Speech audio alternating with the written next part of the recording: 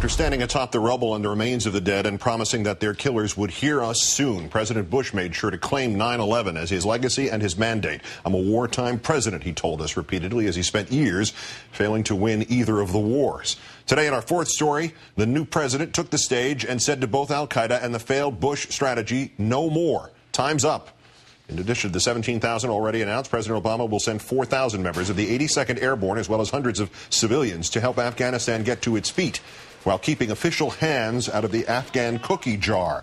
Mr. Obama will put pressure on both the Afghan president, Karzai, who says he likes this plan, and the Pakistan president, Zardari, to clean up their acts. In Pakistan's case, that would include little things like divorcing military and intelligence officials from their Taliban buddies and relaxing tensions with India, sufficiently to go after al-Qaeda and Taliban in Waziristan, in the sanctity of a safe haven created there by the previous Pakistani president, Musharraf, with the full endorsement of President Bush.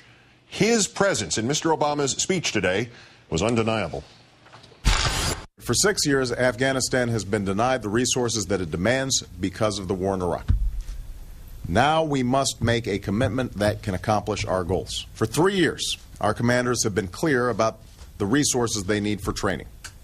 And those resources have been denied because of the war in Iraq. Now that will change. As we provide these resources, the days of unaccountable spending, no-bid contracts, and wasteful reconstruction must end. Going forward, we will not blindly stay the course. Instead, we will set clear metrics to measure progress and hold ourselves accountable. Returning from 2.5 weeks in Afghanistan, Rajiv Chandrasekaran, the associate editor of The Washington Post. Welcome back to the country. Welcome back to the program, sir. Good evening, Keith. The ultimate answer here first, this call for 4,000 more, is this the right move, or is it too reminiscent of the last administration for comfort? Well, we have to look at what those 4,000 are going to be doing, Keith. They're going to be devoted to training Afghan police and soldiers, and that's badly needed there. That's something that U.S. commanders have asked for. It's something the Afghan government's asked for. And what the Obama administration is doing that is a fundamental break from what the Bush administration did was they're sending these elite troops, and they're sort of going to reconfigure them to focus really on training. That's something the Bush administration never really did. And I think it represents perhaps the most positive step forward with trying to build an effective Afghan police and military force. It's going to be tough sledding ahead. I think it's going to take some time. Whether this will actually work is still to be seen. But I think this new administration has done something that is bold and different here in trying to create real local security force capability, Keith. We only used some of the Bush references in Mr. Obama's speech today. Why was it important for him to draw that comparison on so many different fronts? Because I think there's a consensus out there that the old policy was fundamentally broken. The Bush administration fundamentally under-resourced the war in Afghanistan, and in the words of President Obama today, had given something of a blank check to Pakistan, or at least those were his words to members of Congress perhaps yesterday when he said the era of blank checks are over.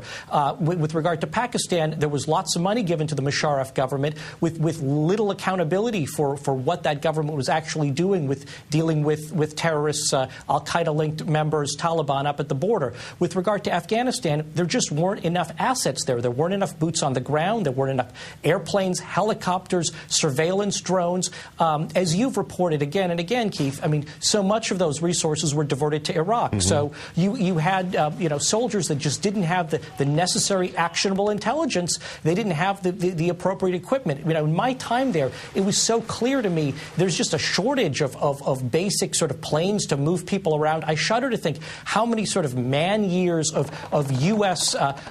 Military personnel and diplomatic personnel we're losing with people just sort of waiting to catch planes from one place to another in Afghanistan. The ranking Republican on House Armed Services, John McHugh, says that he wants other Republicans to get behind Obama's plan. In Foreign Relations Committee in the Senate, Russ Feingold is worried that it needs more of a focus on Pakistan. When in the past we have seen this kind of gradient politically, Republicans for, Democrats critical, there's usually been a kind of knee-jerk reaction that this can't possibly be correct. Is there partisan divide here? Do we need to reshape our thinking in terms of which side might be right, or is this just getting serious substantive response at this point? I think that there's a a remarkable degree of partisan unity here on this. Both sides fundamentally are appearing to support the president's new policy. I think you've got some Democrats questioning the efficacy on the Pakistan front, but I think that there are a lot of independent experts that also question whether these goals will actually be attainable on the Pakistan front, but they represent, I think, the best effort to try to change policy there. It's obviously much tougher without actually having U.S. soldiers on the ground there. But when you talk to people here in Washington, it's a real break from the past. There's a real degree of unity here at this point on what needs to be done and people lining up behind the new president. All right, you were just there, as we mentioned. Yep. Given the reports that the Taliban, both in Afghanistan and Pakistan, are now uniting in preparation for the arrival of these new troops from this new president, are all the elements of this plan both necessary and sufficient? Are we going to hear about more troops later on? Is this the likely top-off point, or what? Well, what I was hearing from senior commanders there is that the 17,000 troops that the president had sent earlier, these 4,000 more, are viewed by commanders there as what they need at this point. I think the focus both on training as well as on reconstruction, particularly all the talk about helping the Afghans with agricultural development, with local governance, with fighting corruption. Those are all things that I think desperately need to be done on the ground. But, Keith, a big challenge here is trying to sort of dig out of the hole that we're in. In my time there, I kept wondering, what would it have been like had we resourced this war properly from the beginning? And what you've got in, many parts of Afghanistan are, villages where troops have sort of rolled in and rolled out because there just weren't enough troops to sort of hold and protect those villages. And now there's a real challenge with trying to convince those Afghans that we're there to stay and there to protect them. As one military officer told me, it's like convincing somebody that's been the victim of numerous one-night stands that we're really there for commitment this time. Yep, we might have won when we claimed we won if we had stayed. Rajiv Chandrasekaran of The Washington Post, it's always a pleasure. Thank you, sir. Have a good weekend. Good to talk to you tonight.